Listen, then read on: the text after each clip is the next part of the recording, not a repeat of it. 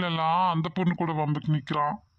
நைட்ல பாதி தூக்கத்துல ஏன் கூட வம்புக்கு நிக்கிறான். முடியலடா சாமி. டேய், ஏண்டா இந்த ராத்திரியில முதல்ல இவங்களை தூக்குடா. யாரு? நான் தூக்கணுமா?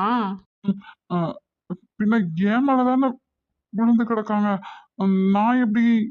ம் அதெல்லாம் எனக்கு தெரியாது. நீயாச்சும் உன் ஆளாச்சு.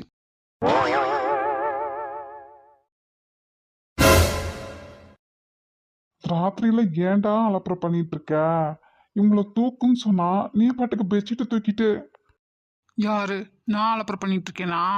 ஆமா, இவங்கள தூக்கி அங்க படுக்க வைக்க வேண்டியது தானே.